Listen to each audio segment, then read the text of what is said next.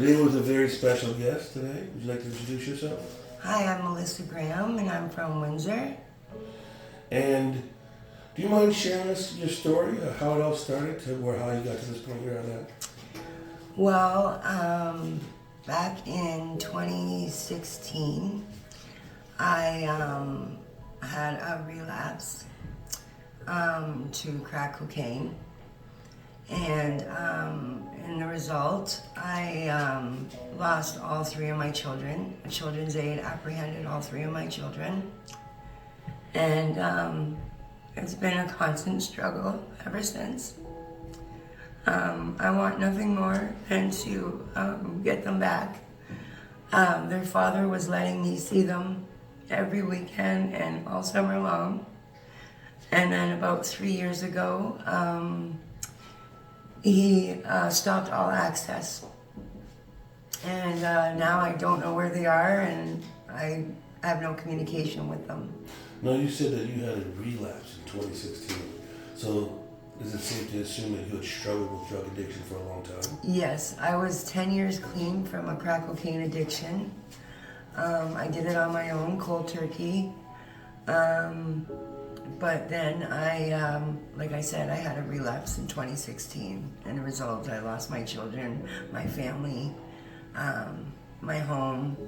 How long had it, like, when did you first start to use drugs? How old were you? I started using drugs when I was 17 years old.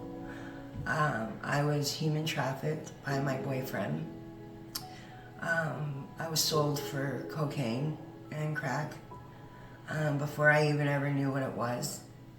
And so I decided, well, if I'm going to be sold for it, I might as well start smoking it, find out what the hype is.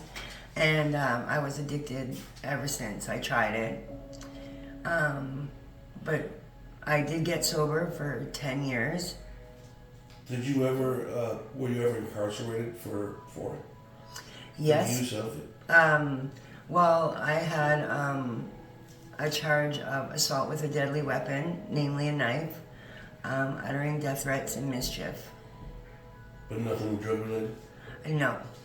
Well, I was high on drugs when the occurrence took place, yes. No, I heard you mention earlier that you had lost your home. Can you tell us about that after your relapse in 2016?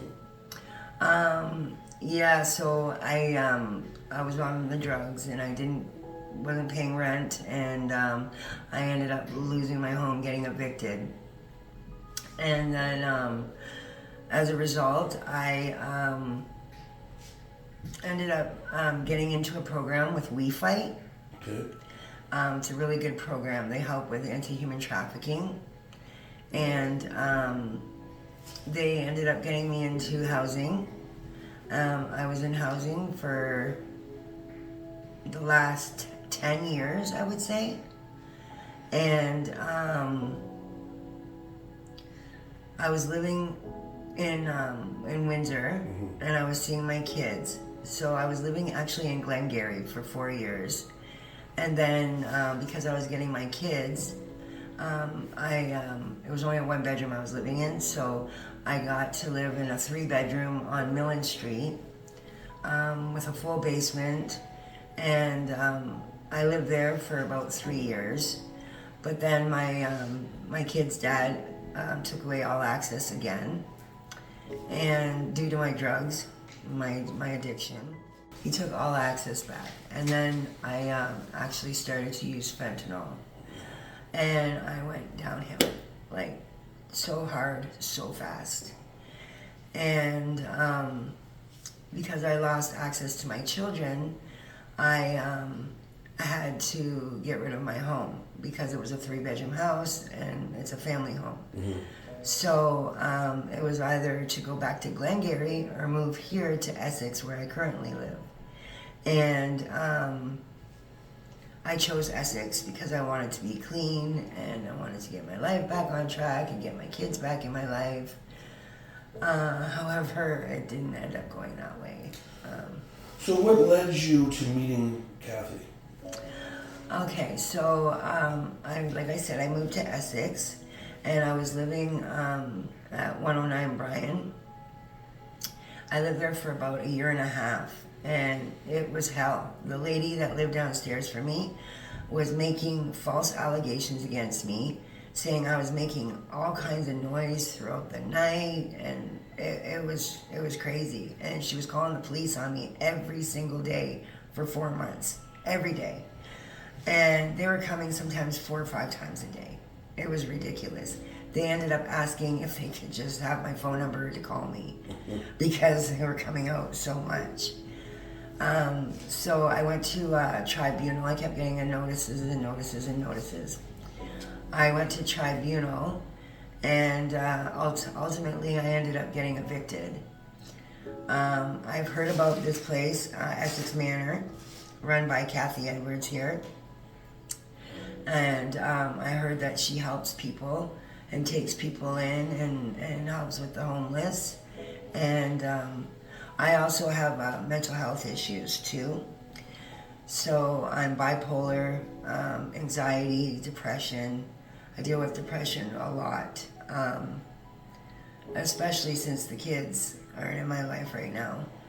But I called up Kathy and asked her if she could take me in, and she wasn't even hesitant. And she said, yeah, of course. She said, you might have to sleep on the couch for a couple days until we can get you a room. And yeah, she took me in. She took me in right away. There was no other places out here in Essex, especially, willing to help. Or they don't have like homeless hubs here. They don't have anywhere for homeless people to go. They have no help here. So with that being said, would you say that meeting Kathy and being a part of the Made to Move Mountains program, has it helped you? Oh yes, tremendously. I got on methadone now, and I'm taking my bipolar meds. So my mental health is under control. My addiction, I'm still struggling a little bit, but I have tremendously stopped a lot. I've cut down a lot. So you're still trying? I'm still trying. I have not given up. I won't give up. I think my next step is like detox and then to go to rehab. This is Made to Move Mountains program has helped other people as well? Oh, tremendously, yes. I actually have a couple friends that also got evicted from Brian that are here as well. She has helped. And she still continues to help a lot of people. Does she make sure you guys have food, shelter? Yes. There's donations that come in every day. She's bringing in tons of food. We have a roof over our head. She makes sure that it's safe here, that it's clean, and it's just run very appropriately. And she's kind and she cares about us. Would you suggest possibly that it's a good thing to have programs like this in cities? Oh, of course, yes. Ultimately, I don't know where I would be. I'd be on the street if it wasn't for Kathy. I'd be on the street, and God knows what else I'd be doing. I don't know if I'd be alive right now, to be honest with you.